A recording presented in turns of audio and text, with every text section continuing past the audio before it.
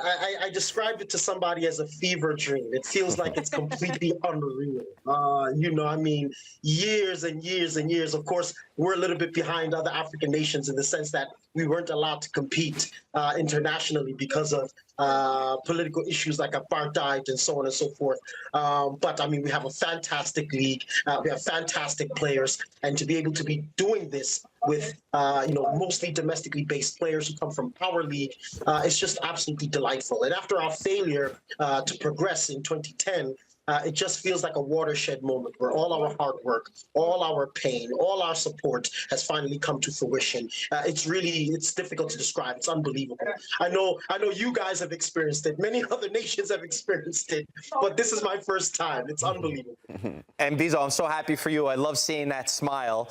But I want to bring you back to the first match against Mexico when we had you on. And after the second goal, you wanted Hugo Bruce out. You wanted him sacked. What's changed since then? What's changed are the tactics, but I still want Hugo Bruce out. Let me be very, very clear about that.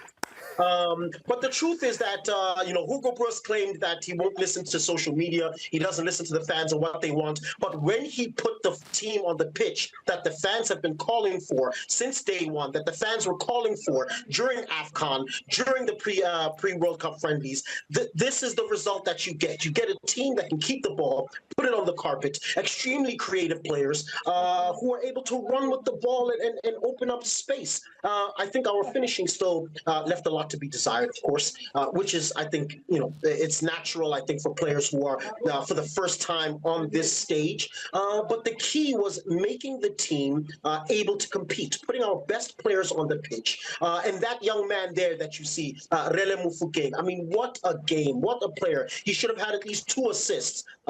Just delightful touches all over the place, playing with a maturity far beyond his years. And the key to this victory, again, was just having faith in South African football. And we did it the South African way.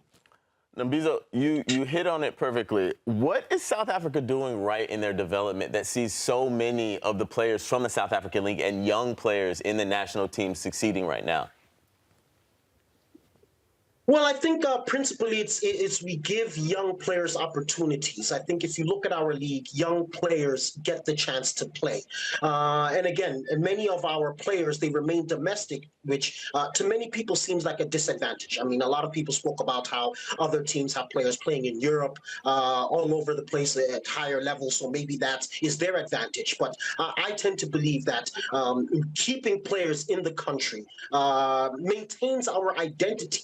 If you look at, for example, Brazil some time ago, players used to go to Europe a little bit later. Yes, they went to Europe, but they went to Europe later when they had already developed a domestic style. They had already played several seasons in Libertadores. They had already struggled in the Brasileirão, Serie A, Serie B. So they developed a national identity. And I think that's one of our strong points. We may not have the kinds of superstars that other big African nations have, of course, but we have an identity, a very clear way of how we want to play. And when we lost that in the past, we struggled.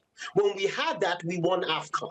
And I think we're beginning to redevelop that self-belief and that self-confidence. And again, at grassroots level, we have great structures and infrastructure. At the professional level, we have great structure and infrastructure. And now at the national team, we're beginning to demonstrate that fluidity and that continuity where we're coming from these base developmental areas into the national team. And it's just delightful.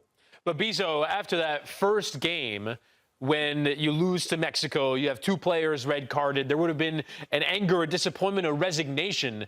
Now that you've won this game, as I believe the biggest underdog to have won a game so far at this World Cup, you've won this game, and now the matchup against Canada is not undoable. You're not playing them in Canada. You're playing them in Los Angeles. You're shaking your head right now. I imagine the fans think you can win this.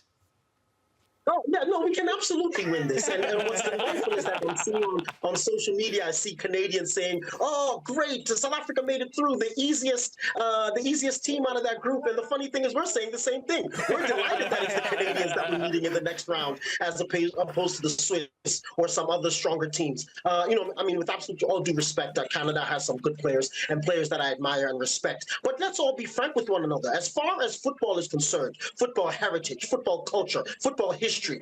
Canada doesn't have the football history that South Africa has. Canada doesn't have the global football stars that South Africa's had. Your Lucas Hadebes, your Benny McCarthy's, your Stephen Pienaars, your Sibusiso Zumas. I mean, we have a culture of the game. We have a history. We've been AFCON champions. So while we absolutely respect the Canadians, we have absolutely nothing to fear. And the truth is, we'll be playing with the reins completely free. Because for me, we've already reached our goal. For me, anything other than this is a cherry on top. And I hope that the players play with that kind of freedom because we have absolutely nothing to fear. The boys have absolutely nothing to be ashamed about. We can take Canada. We talk your talk. Amazing what one win can do. I mean, one win and all of a sudden. Can you imagine what this sounded like after Mexico? I mean, there was no way you would have sounded like that after the Mexico game. And Mbizo, we saw the fireworks too in Johannesburg. Are the fans, do they all feel exactly how you feel? Are they this confident? I think so. I think most of the fans. are feeling the same way as I feel. I think that again, we don't want to be arrogant, of course. I mean, we haven't really truly done anything. Our performances still left a lot to be desired. But again, when you see your best players on the pitch, it's difficult not to have a modicum of hope. When you make history, it's difficult not to cultivate a sort of self-belief and a confidence that this can continue. And again, with such little pressure on their shoulders, it's difficult for a South African not to believe that it's possible. And again, Switzerland for me would have been a more difficult matchup, not necessarily based on talent, but based on experience, right? So I think most South African fans agree with me. In fact, there's some who might go further. There were some who were taking it a little bit too far, saying, yeah, we want Argentina, we want France. Where's Messi? Where's Cristiano Ronaldo? This isn't enough for us. Sung Min isn't the level of player we want to compete against. We want more, which is obviously all in jest. But yeah, I think the average South African fan believes this is possible. Love that. And Mbizo, we do have a comment on YouTube that says, yes, but Canada is hungry and talented. Just ask the U.S. and Mexico. What do you have to say in response to that? Yeah, I mean, absolutely. Of course. And they will be eager to do. I mean, they're not playing this game at home, but it is their tournament. They are among the hosts. And I understand how that feels. You are hungry to do well. You are desperate to do well. In fact, that kind of desperation and eagerness propelled us in 2010 to beat a very good French side, which still had one of my idols, albeit he was a bit part player at the time, Thierry Henry. So I think, it makes sense. But who isn't hungry? What are our bellies full? Are we not starving? Are we not desperate? We absolutely are. And not just to prove the world wrong that we can play football, but because of recent events and recent sort of social, cultural, and political issues, we're hoping to prove the rest of Africa wrong and hopefully win them back onto our side to say, look, we are here to represent you. We are playing well. Be happy for us. We're all in this together because we will be supporting every other African nation. And if we can get 8 African nations in there, that is the goal. That's the dream. And Mbizo, I think you've got everyone fired up. I think we're all looking forward to when Bafana Bafana potentially beat Canada. We have you back here. I can't wait to see what no matter what, we'll have him on. We'll have him on no matter what. No matter what, 100%. And Mbizo, you're the best. Thank you. Thanks for watching this video from Morning Footy. For all news and insights regarding leagues around the world like EFL, Serie, and all UEFA competitions, both men's and women's, don't forget to sign up for Paramount+.